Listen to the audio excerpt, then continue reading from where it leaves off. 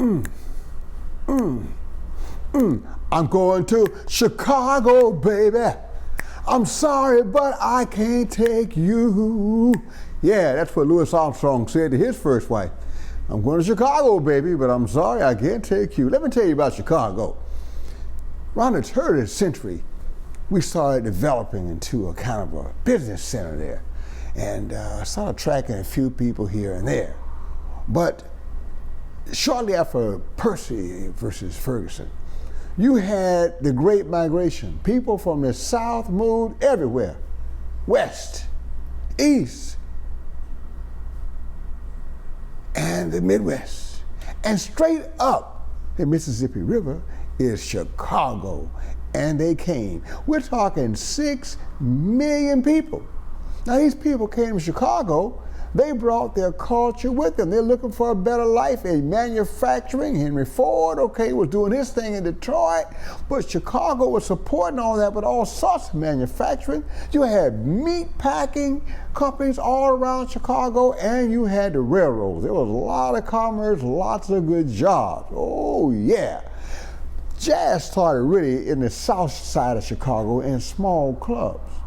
But once those guys from New Orleans showed up, like Freddie Keppard and Joe Oliver and Lil Hardin came up from Memphis, Tennessee, and people like that, and Fletcher Henderson, he came up from Georgia, and they brought all this music and this blues and this ragtime and this jazz with them. Later, Louis Armstrong would make it there too.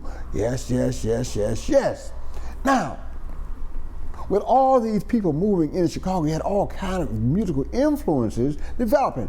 But the strongest thing in the early part of the century, around 1920 in that era, was jazz, baby. And it was happening, great dances, the small clubs became ballrooms, people like King Oliver, Freddie Keppard, like I said, the Hot Five, the Hot Seven, they're happening. You got a little bit of a different racial situation in Chicago than you have in the South. You see, guys like Benny Goodman, who were raised on the poor side of Chicago near the railroads, they had a lot of interfacing with black musicians who played jazz from New Orleans. And since Benny was a classical clarinet player, he wanted to explore that jazz thing, so he started hanging out with Jimmy Newton and Brother Dodds there and picking up that New Orleans jazz clarinet, and before you know it, he becomes the king of swing.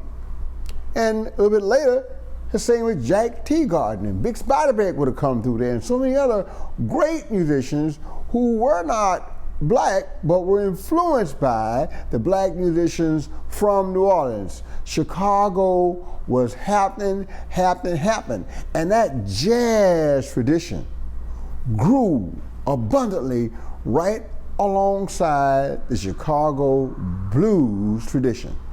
Musicians exchanged, musicians had fun, musicians made money, prohibition caused there to be even more money, and it was happening right up into the beginning of the recording industry booming and publishing booming in New York. But the first big metropolis to attract jazz, that was Chicago. So, like I said before, I'm going to Chicago, baby. Sorry, but I'm going to take you on that journey. Most certainly hope you enjoyed this little talk.